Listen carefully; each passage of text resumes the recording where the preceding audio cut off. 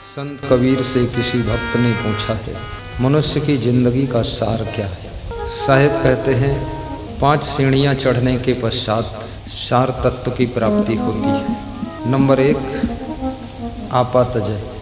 आपा का अर्थ होता है जब मनुष्य अभिमान को त्याग कर देता है तब अपने जीवन के सार तत्व को समझ पाता है। रावण को जो ज्ञान था, मैंने सुना है कि रावण को 4 वेदों का ज्ञान था, 4 वेदों की व्याख्या किया था। रावण बहुत ज्ञानी था। जब रावण बोलता था ज्ञान की बातें खूब बोलता था, लेकिन आचरण में नहीं उतार पाया। और जो रावण को ज्ञान था उस ज्ञान का भी रावण को अभिमान था कि मुझे बहुत ज्ञान है। ज्ञान का अभिमान भी जीव को डुबा देता है, लेकिन राम को जो संसार में अभिमान होता है उस अभिमान का भी ज्ञान था कि अभिमान मनुष्य को डुबा देता है। 2 बातें हैं, रावण को ज्ञान का अभिमान है और राम को अभिमान का ज्ञान है। दोनों में अंतर है। जिसे अभिमान का ज्ञान है वो भगवान राम बन गए और जिसे ज्ञान का अभिमान है वो राक्षस रावण बन गया। अभिमान सर्वमेवाभिमानः। मनुष्य का सब कुछ नाश करने वाला कौन है? अभिमान है। आप कितने ही धनवान हो जाओ, कितनी अच्छी आपके पास में कार हो, कितना सुंदर मकान हो, कितनी दौलत हो, कितना वैभव हो, लेकिन यदि आप में नम्रता है तो आपकी दौलत भी और बढ़ती रहेगी, आपकी संपत्ति भी बढ़ती रहेगी। जिस दिन आपको अभिमान आ जाएगा उसी दिन दौलत भी खत्म होना शुरू हो जाएगी और एक दिन तुम भी खत्म हो जाओगे। इसलिए याद रखना, संपत्ति कमाइए लेकिन अभिमान करके विपत्ति को मत बुलाइए, विपत्ति को मत बुलाइए। धनवान होना गुनाह नहीं है, धनवान बनो लेकिन निर्माण रहो।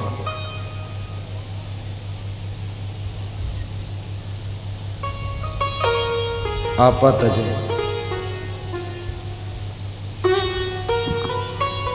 महात्मा विदुर से धृतराष्ट्र ने पूछा था, मनुष्य का सब कुछ नाश करने वाला कौन है? मनुष्य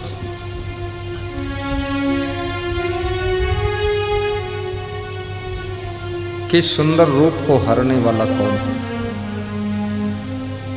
हर व्यक्ति चाहता है कि हम सदैव सुंदर रहें, लेकिन उसकी सुंदरता कौन हर लेता है? धैर्य को तोड़ने वाला कौन है? धैर्य डगमगाने वाला कौन है? हर आदमी चाहता है हर हालत में मेरा धैर्य बना रहे। मनुष्य एक ऐसा प्राणी है जिसके जीवन में कठिन से कठिन परिस्थितियां आती हैं। कभी तुम्हारे पट्टीदार, कभी तुम्हारे परिवार के लोग संपत्ति के लिए, जमीन के लिए झगड़ा करने को आमादा हो जाते हैं, काटाकूटी करने के लिए तैयार हो जाते हैं। राजस्थान में जब लोग लड़ाई करते हैं तो कहते हैं काटाकूटी हो जाएगी, और बिहार में भी लोग धमकी देते हैं काट कर फेंक देंगे। पर उनको ये पता नहीं है तुम जिसको काट कर फेंक दोगे उसकी आत्मा की बद्दुआ तुम्हारे पूरे परिवार को काट कर नष्ट कर देगी। ऐसा पाप लगेगा। वही दशा होगी, बकरी पाती खात है ताकि काढ़ी खा ले, जो नर बकरी खात हैं तिनका कौन हवाल। न्याय नीति से चलिए, अपने परिवार के कुटुंबियों की जगह जमीन हड़पने की कोशिश मत कीजिए। क्योंकि अन्याय से कमाया धन फलता न है कभी। धर्म और आश्रम की भूमि को लेने की कोशिश करना महापाप है। किसी ने कितनी श्रद्धा से मंदिर बनाया, मंदिर में सोने की मूर्ति रखा और मूर्ति चोरी कर लिया किसी ने, मंदिर की जमीन पर कब्जा कर लिया, आश्रम की जमीन पर कब्जा कर लिया। आश्रम की जमीन लठबाजी के साथ कई लोग मिलकर कब्जा कर लेते हैं। वहाँ कोई महात्मा रहता है तो कमज़ोर पड़ जाता है। महात्मा आया था शांति के लिए महात्मा बनने, यहाँ लठबाजी शुरू हुई।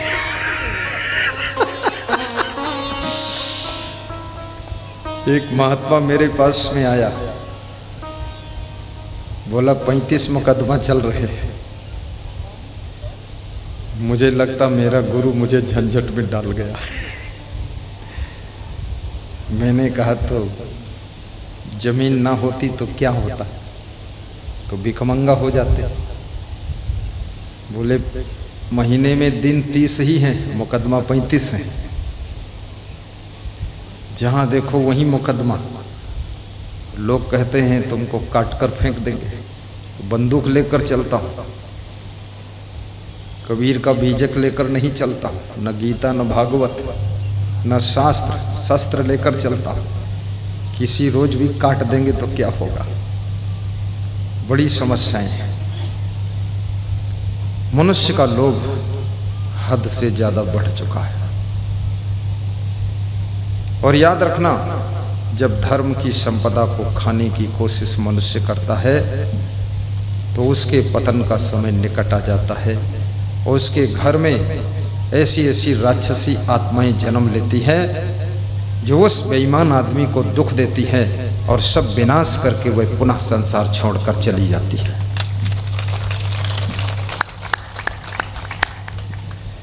एक वे लोग हैं,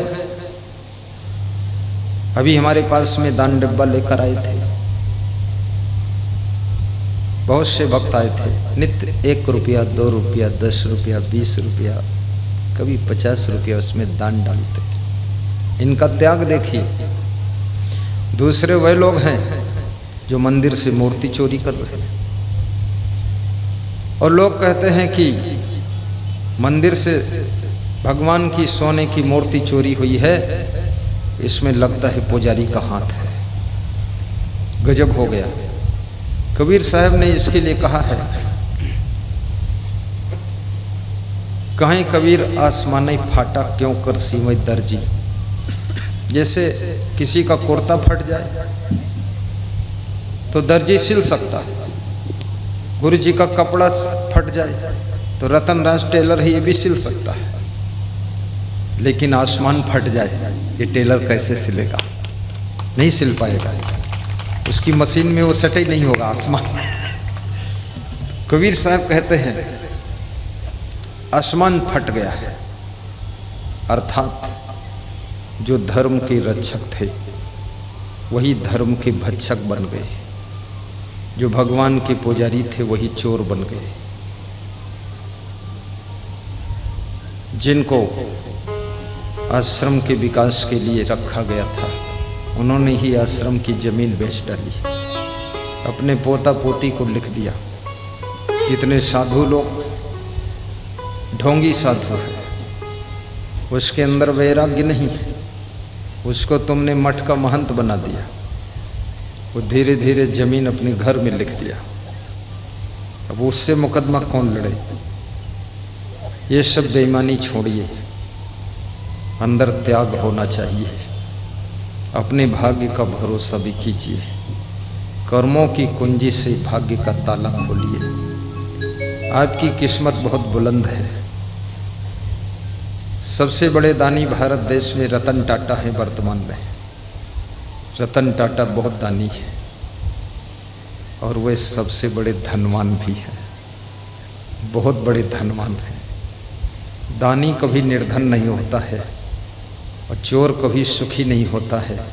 और लालची कभी स्वर्ग का सुख नहीं पाता है, और क्रोधी कभी लक्ष्मीपति नहीं बनता है, और अभिमानी का विनाश अवश्य हो जाता है, विनाश अवश्य हो जाता है।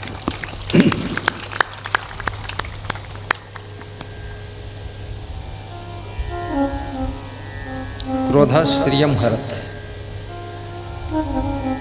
कभी कभी आप देखते हैं धनवान व्यक्ति भी निर्धन हो जाता है। इसका कारण क्या होता है? क्रोधा श्रियम हरत। मनुष्य की लक्ष्मी को हरने वाला क्रोध है। जब पत्नी को बहुत गुस्सा आने लग जाए, पति को क्रोध आने लग जाए, माँ बाप मुंह फुलाने लग जाए, बच्चे रूस करके भागने लग जाएं, एक दूसरे से बातचीत करना बंद कर दें, तो समझ लेना अब घर में दरिद्र प्रवेश होने वाला है, घर में दरिद्र प्रवेश होने वाला है।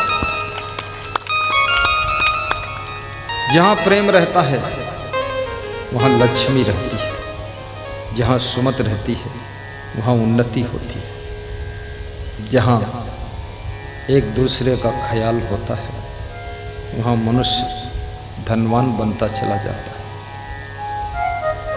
सोने से पहले दूसरों का भी ख्याल करो, बिस्तर मिला कि नहीं मिला। खाने से पहले परिवार के सभी सदस्यों पर दृष्टि डालो, खाया कि नहीं खाया सबने। कितने लोगों का स्वभाव होता है अपना पेट हाहू, अब बात न पूछें काहू।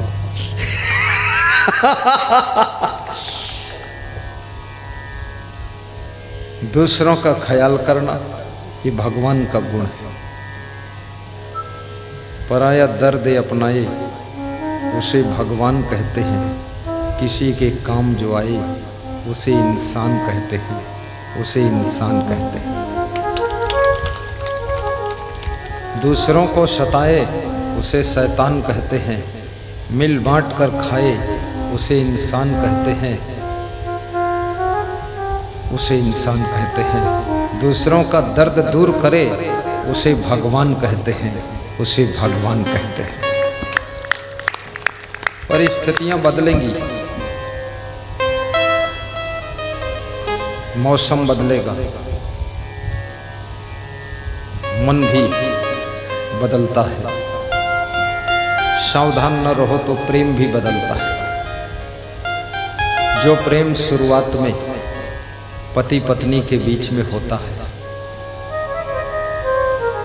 माता पिता और संतान के बीच में होता है, जो लोग सावधान नहीं हो प्रेम भी धीरे धीरे कम होता चला जाता है। प्रेम की रक्षा करना पड़ता है। प्रेम छोटा सा शब्द है, 2.5 अक्षर का शब्द है, लेकिन सारी दुनिया के अंदर प्रेम का ही कमाल है।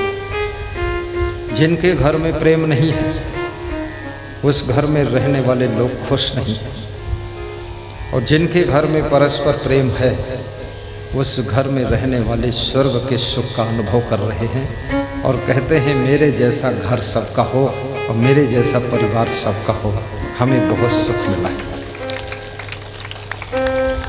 बुद्धिमानी से काम कीजिए, विवेक से डिसीजन लीजिए, मिलजुल करके रहिए और झुकना भी सीखिए। विनम्रता मनुष्य का आभूषण है, सरलता तुम्हारी शोभा है, परिश्रम उन्नति की चाबी है, प्रसन्नता लक्ष्मी को घर में बुलाने का बहुत बड़ा मंत्र है। हंसमुख स्वभाव स्वस्थ रहने का उपाय है। क्षमा करना संगठन का मंत्र है। अनुशासन रखना उन्नति का सूत्र है। नियम में चलना चरित्रवान बनने की निशानी है। संयम से रहना सुख पाने का उपाय है। संयम नियम से भी रहो। जरा रूपम हरत, मनुष्य के सुंदर रूप को बुढ़ापा हर लेता है। बुढ़ापा धीरे धीरे सबके जीवन में आ रहा है। और कितने लोग ऐसे सौभाग्यशाली हैं जो बचपन बीतने के बाद तुरंत बूढ़े हो जाते हैं, जवान कभी होते नहीं, जो अपने शरीर की शक्ति को बेतहाशा छीड़ करते हैं, जो अनर्गल चीज़ें खाते पीते रहते हैं, वो बचपन से डायरेक्ट बूढ़े हो जाते हैं, वे जवान होते ही नहीं। गुजरात में एक सज्जन मिले, बोले हमारा बेटा हमसे भी ज़्यादा कमज़ोर है। तो हमने कहा आपकी उम्र क्या है? बोले 70 साल। बेटे की उम्र? बोले 25 साल। बोले हमसे ज़्यादा बूढ़ा वो है, आप देख लो थोड़ा। बेटा आया, मैंने देखा तो बाप हष्ट पुष्ट था, बेटा बड़ा कमज़ोर था। तो हमने कहा क्या हुआ? बोले आपकी दुआ, जो भी हुआ, हाय बुआ।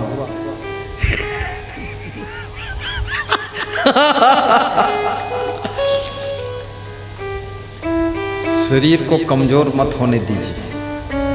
हनुमान चालीसा की चौपाई याद करिए, आपन तेज समारो वापे, तीनों लोग हाँकते कांपे।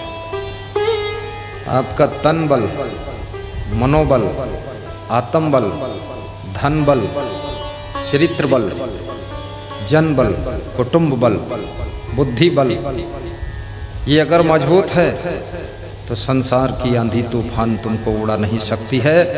अगर ये तन बल, मनोबल, आत्म बल, बुद्धि बल, जन बल, धन बल और कुटुंब बल धीरे धीरे कमजोर हो गया तो आप अपने आप ही नीचे गिर जाओगे, किसी को नीचे गिराने की जरूरत ही नहीं पड़ेगी। शरीर को भी मजबूत रखिए। शरीर कम खाने से स्वस्थ रहता है, व्यायाम करने से मजबूत होता है, कठोर श्रम करने से शरीर बीमार कम होता है, अधिक खाने से शरीर कभी स्वस्थ नहीं होता है, ना खाने से शरीर जिंदा नहीं रहता है, और ठूंस ठूंस कर खाने से ये शरीर हॉस्पिटल में रहता है, घर में रहता ही नहीं। और जोर से हंसना भी चाहिए। आज बहुत बड़ी भीड़ है सिंहेश्वर में। सबसे पहले जो भूख आपके लगती वो झूठी भूख होती है। झूठी भूख में मत खाइए। 50-60 साल की उम्र के बाद मीठा खाना कम करिए, समोसा खाना कम करिए, जलेबी खाना कम करिए, पूड़ी कचौड़ी खाना कम करिए। बचपन में जलेबी भी खाइए, 40 साल की उम्र तक खाइए, लेकिन इसका मतलब ये नहीं 2-2 किलो जलेबी और 3-3 किलो दही उसी में खूब गुजटा बना के खा जाओ। फिर नुकसान बहुत करेगा। सब तादाद में खाइए। पेट की मोटर में खाने की सवारी कम भरो, फेल हो जाएगी ओवरलोड हो जाने के बाद। 2 पंक्तियां हैं, संतों से कहूँगा इसको गा दे भाव के साथ। आरज़ूमंदान सेहत याद रखें यही उसूल। आरज़ूमंदान सेहत याद रखें यही उसूल। 10 मिनट हर रोज टहले, शाम को खाने के बाद। 10 मिनट हर रोज टहले, शाम को खाने के बाद। आरज़ूमंदान सेहत याद रखे यही उसूल। पेट की मोटर में खाने की सवारी कम भरो, पेट की मोटर में खाने की सवारी कम भरो, फैल हो जाएगी ओवर लोड हो जाने के बाद, फैल हो जाएगी ओवर लोड हो जाने के बाद। आरज़ूमंदाने सेहत याद रखे यह असूल, 10 मिनट हर रोज टहले शाम को खाने के बाद, 5 मिनट हर रोज टहले शाम को खाने के बाद। सुना गलत है आपका सूरज निकल आने के बाद, 10 मिनट हर रोज टहले शाम को खाने के बाद। बोलिए सद्गुरु भगवान की जय।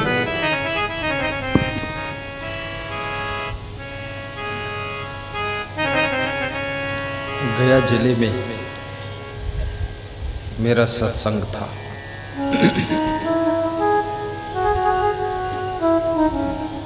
मुख्य आयोजक श्री राजेंद्र कुमार यादव थे। उन्होंने मुझसे बताया था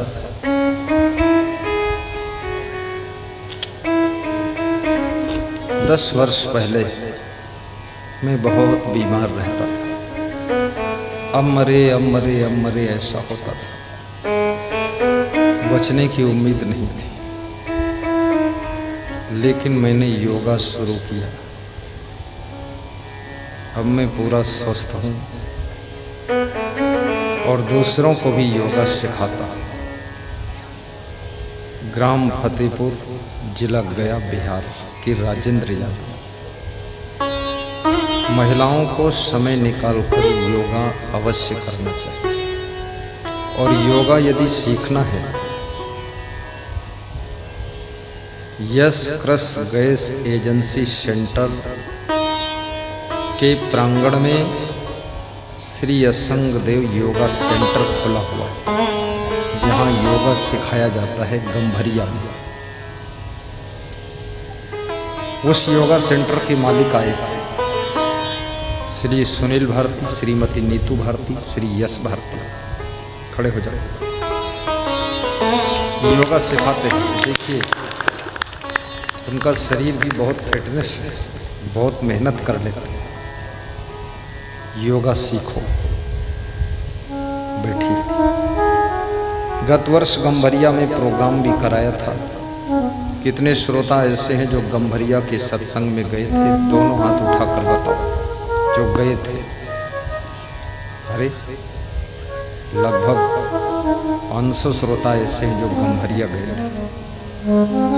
नीचे कर लो हाथ। बाकी लोग इसलिए गंभरिया नहीं गए थे, उनको पता था गुरुदेव स्वयं यहाँ सिंहेश्वर आएंगे, हम क्यों जाएंगे।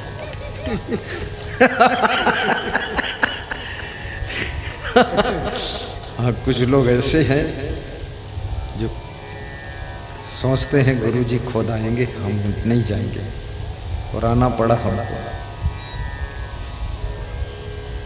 जरा रूपम हरत, बुढ़ापा मनुष्य की सुंदर रूप को हर लेता है। योगा और व्यायाम,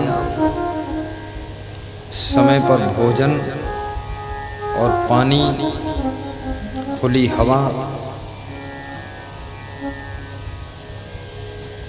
का अनुपालन करने से शरीर 20 वर्ष बूढ़ा नहीं होगा। 20 वर्ष तक बुढ़ापे को रोका जा सकता है। संयम नियम। चिंता भी मनुष्य को, टेंशन मनुष्य को बूढ़ा कर देती है।